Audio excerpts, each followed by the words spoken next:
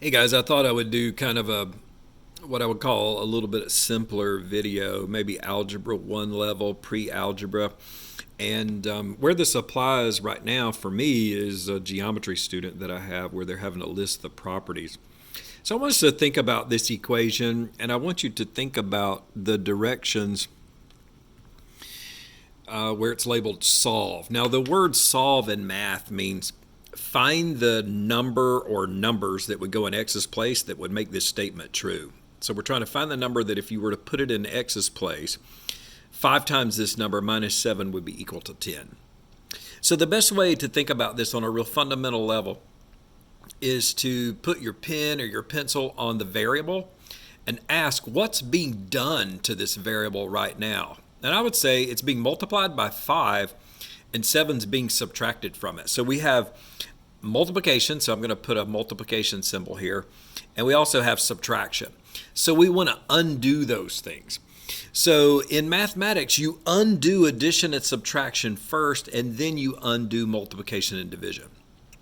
So in this problem, because 7's being subtracted, we're going to do the inverse operation of subtraction. The inverse of subtraction is addition.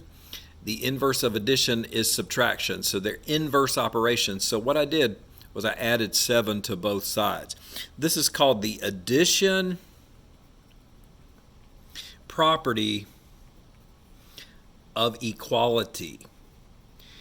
And that is communicating the idea that by having an equation, adding something to both sides is going to keep the equality. So if something was equal to begin with, and it was, if I add 7 to both sides, it's going to keep its equality. In other words, it's still equal. So of course, because those are opposites, they cancel out. So I have 5x equals 17. 10 plus 7 is 17. And so now I have multiplication. That's 5 times x. Well, the inverse operation of multiplication is division. So I'm going to divide both sides by 5. So this is the division property of equality. And this is the idea that if two things are equal, and they were, if I divide both sides by the same number, they're still going to be equal. So I noticed in high school geometry, they make you write these properties out to the side. So maybe if you're in pre-algebra or algebra, they're not making you write those. But in geometry, they do make you write those down so you'll learn the properties.